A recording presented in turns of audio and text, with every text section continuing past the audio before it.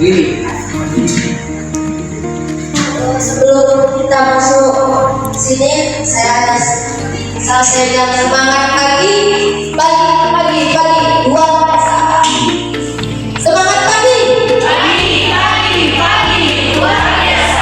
Aku dapat kuat, benar berkumpul. Tapi kita akan mulai hukum agar hidup lebih tenang dan nyaman.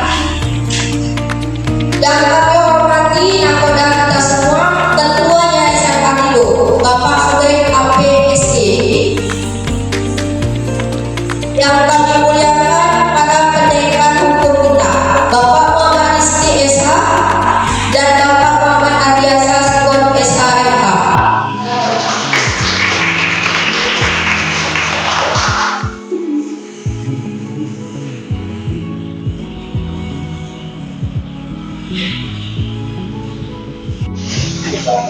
Berkumpul dalam rangka meningkatkan potensi para guru kita dalam mengetahui ataupun mempelajari menjalankan apa itu yang namanya hukum.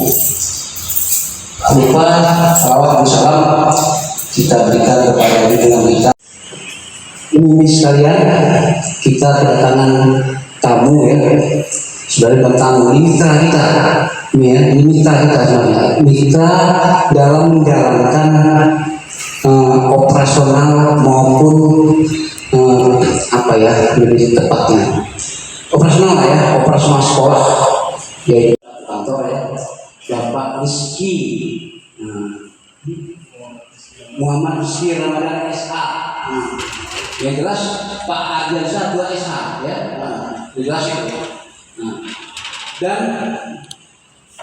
adik-adik kami sekalian ini dalam perjalanan menuju apa yang disebut dengan pengenalan dasar tentang hukum lah ya.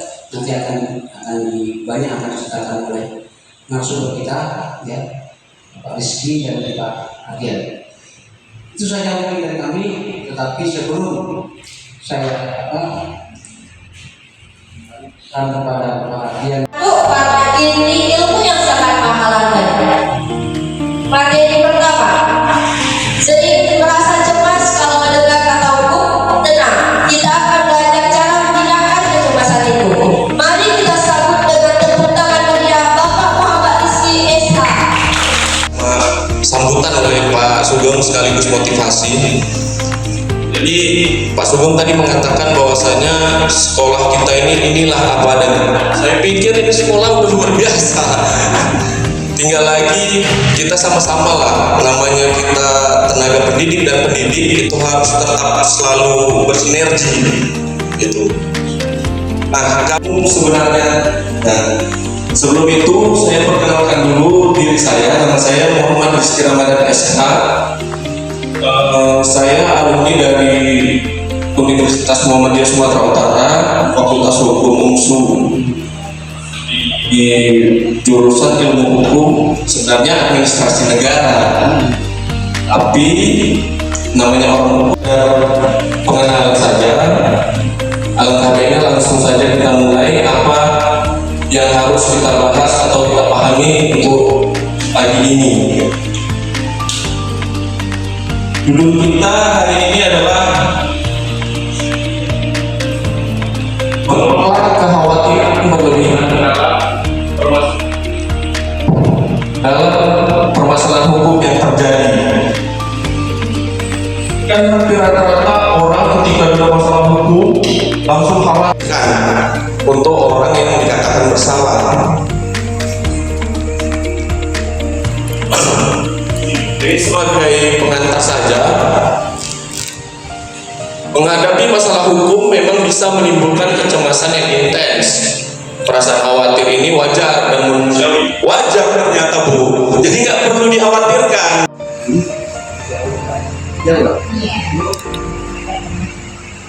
Jadi memang itu tadi rasa khawatir itu manusiawi, tapi nggak boleh kita terlalu khawatir, atau kalau kita khawatir tanpa ada yang siapkan itu juga percuma. Tugas kita ketika mendapatkan sebuah masalah kita harus mengkonstruksi bangunan itu sampai memang betul-betul dia berdiri kokoh dengan dasar yang pahami dan tidak bertentangan dengan koridor-koridor yang ditetapkan di satu negara, khususnya di Indonesia. Harapannya ketika kita mendapatkan satu permasalahan hukum itu harus menguatkan mental kita. Kita sebagai manusia ini kan dituntut makan yang baik, segala sesuatunya kita lalui dengan teratur, walaupun mengambil kita. Jadi konsep profesional itu mungkin yang selama ini ibu-ibu dengar seperti pengacara, ya kan pengacara itu bahaya dari kita menentukan hidup kita. Alih-alih terus-menerus memikirkan skenario terburuk, tetapkan waktu khusus dalam sehari untuk memikirkan masalah hukum yang Anda misalnya.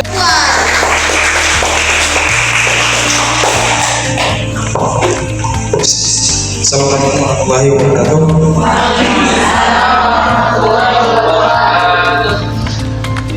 Bu ibu, bapak-bapak terpaksa belajar atau dipaksa belajar? Ini dulu, terpaksa belajar atau dipaksa belajar? Coba dari ibu dulu. Gimana dulu? Terpaksa belajar atau dipaksa belajar? Kamu nanya? Terpaksa. Terpaksa. Berarti dari diri karena ada dorongan. Bukan dipaksa ya? Bukan dipaksa ya? Dipaksa. Mengelola, kira-kira bahasa mengelola itu basicnya ya Pak Rizky. Nah kalau saya saat ini nanti cara mengatasinya, jadi future-nya ke depannya kalau aku menjadi tersangka ya hal-hal itu ya gimana kira-kira ceritanya? Gimana kira-kira ceritanya? Karena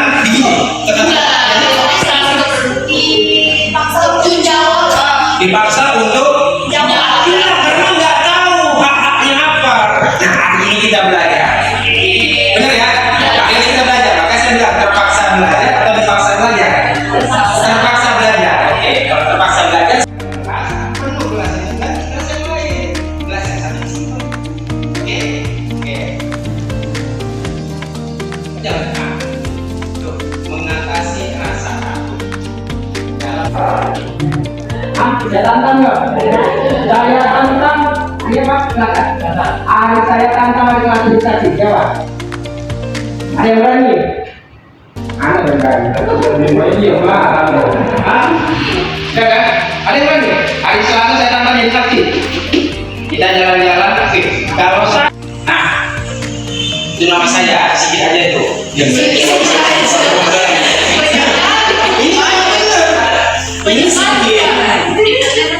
Ini masih sedikit, belum lagi. Oke, nah, jadi saya punya slogan, jangan takut. Biarkan saja. Jadi tidak sebenarnya. Katanya dulu, jadi sempat potong 2022, 2024 sempat potong. Tapi potongnya nggak pernah banyak. Sedikit aja. Sama. Oke, ya. Udahlah.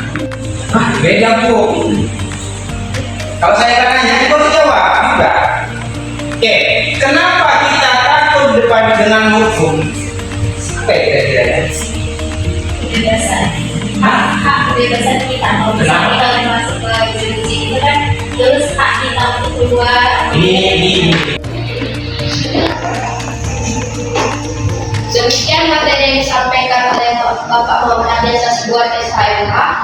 Saya kelas sepatunya. Burung Garuda terbangnya tinggi. Melintasi samudra gagah berani. Sumpah setia sudah terpatri di hati. Hukum ditegakkan keadilan pasti.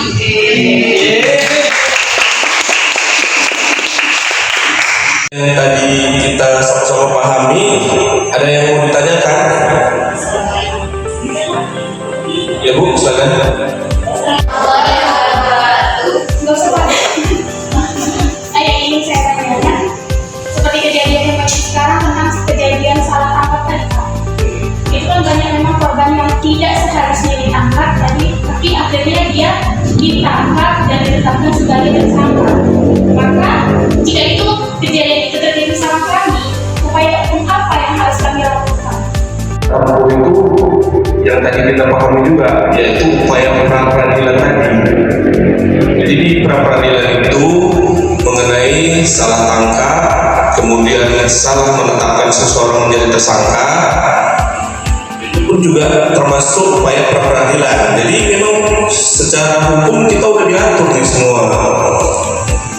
Walaupun mungkin ibu-ibu sekalian ya pernah melihat pada prakteknya tidak seperti itu, tapi yakinlah ketika aturan hukum itu kita laksanakan dengan benar, maka dia akan tetap benar. Pada kenyataannya,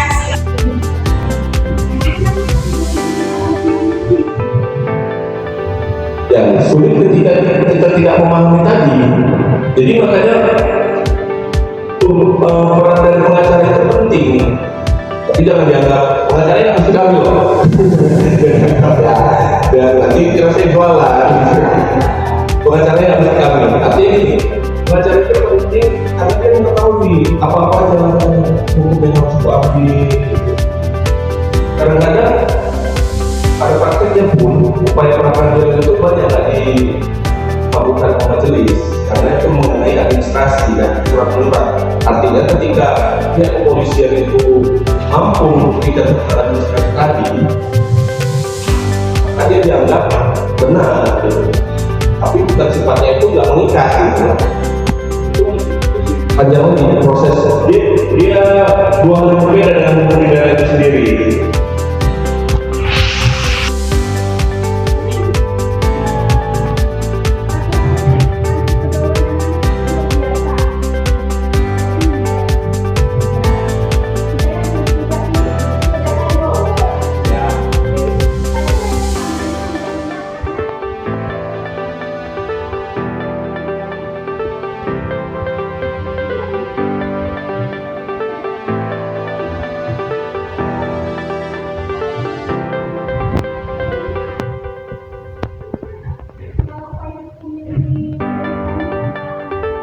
Tetap ada upaya hukum itu membuat laporan, tapi yang perlu digarisbawahi, anak yang boleh dikenakan hukuman kurungan itu anak yang berusia 14 tahun.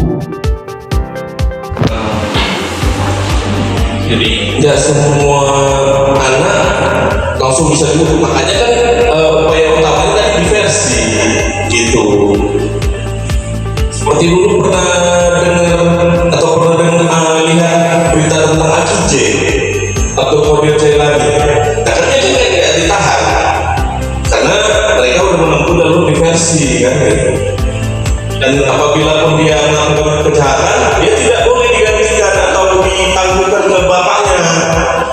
Orang tuanya itu tidak mempunyai hak untuk itu, kewajiban untuk itu. Gitu. Jadi walaupun anak, nah ini sebenarnya untuk anak pun perlu dipahami sebenarnya masalah hukum ini, karena hukum ini sebenarnya sifatnya bukan hanya kepada orang dewasa saja, tapi anak pun juga dapat berhadapan dengan hukum istilahnya. Apa? Pembulian itu dia perlindungan anak tadi yang dipaparkan oleh Ardiansa tadi. Mungkin kalau nanti kita dikasih kesempatan lagi, kita coba untuk memberikan materi tentang bullying atau apa perlindungan itu dari pembuatan anak. Lagi bu, karena tugas kami di sini untuk memberikan pemahaman kepada ibu, jadi nggak boleh dibatasi.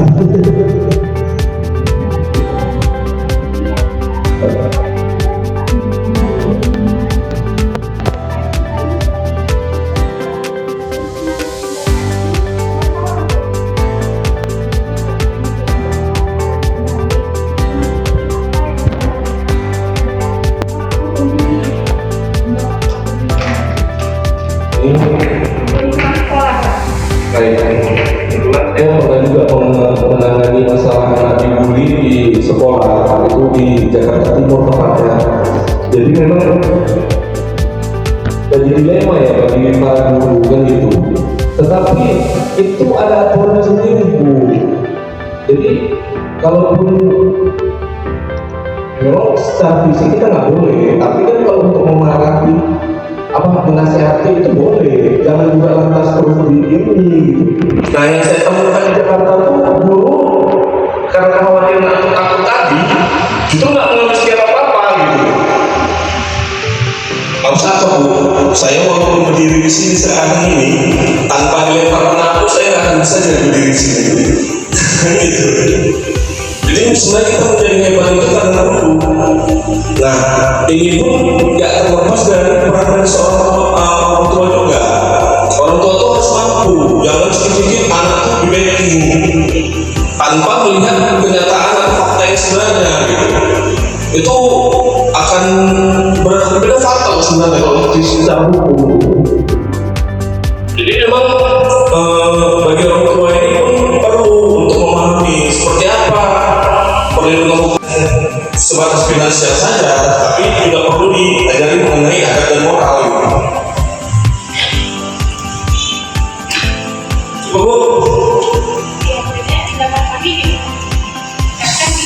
Selaku guru, ya kalau tindakan itu tidak apa-apa kalau secara maka perannya makanya kan iya yang penting tidak secara fisik gitu. Mungkin akan psikologis, tetapi ini adalah anak yang harus secara terus-menerus, artinya menghilangkan kebiasaan rumah dia untuk menjadi sekolah.